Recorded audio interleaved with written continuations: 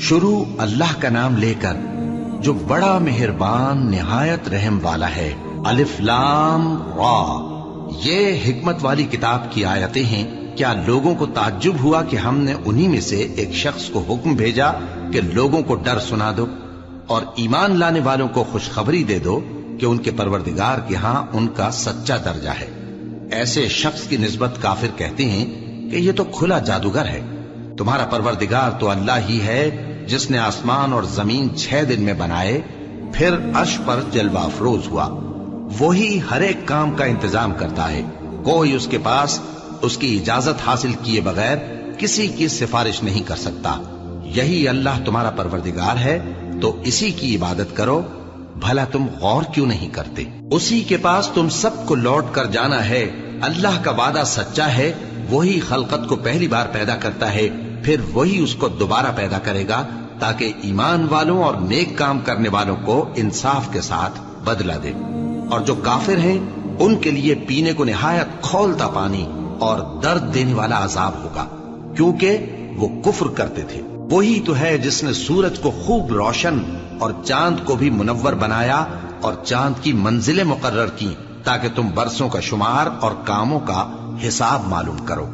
یہ سب کچھ اللہ نے تدبیر سے پیدا کیا ہے، سمجھنے والوں کے لیے وہ اپنی آیتیں کھول کھول کر بیان فرماتا ہے۔ رات اور دن کے ایک دوسرے کے پیچھے آنے جانے میں اور جو چیزیں اللہ نے آسمان اور زمین میں پیدا کی ہیں سب میں ڈرنے والوں کے لیے نشانیاں ہیں۔ جن لوگوں کو ہم سے ملنے کی توقع نہیں اور دنیا کی زندگی سے خوش اور اسی پر مطمئن ہو بیٹھے اور ہماری نشانیوں سے غافل ہو رہی ہیں، ان کا ٹھکانہ ان اعمال کے سبب جو وہ کرتے ہیں دوزخ ہے۔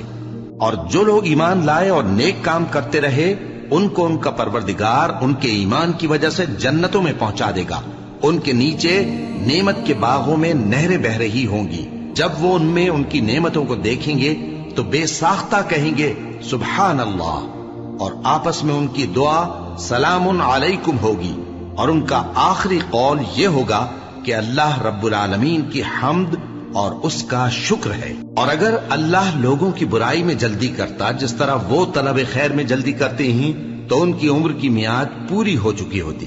سو جن لوگوں کو ہم سے ملنے کی توقع نہیں انہیں ہم چھوڑے رکھتے ہیں کہ اپنی سرکشی میں بہکتے رہیں، اور جب انسان کو تکلیف پہنچتی ہے تو لیٹا اور بیٹھا اور کھڑا ہر حال میں ہمیں پکارتا ہے۔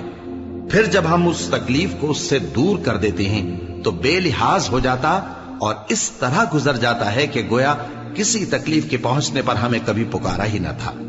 اسی طرح حد سے نکل جانے والوں کو ان کے اعمال آراستہ کر کے دکھائے گئے ہیں، اور تم سے پہلے ہم کئی امتوں کو جب انہوں نے ظلم کیا ہلاک کر چکی ہیں، اور ان کے پاس پیغمبر کھلی نشانیاں لے کر آئے مگر وہ ایسے نہ تھے کہ ایمان لاتے۔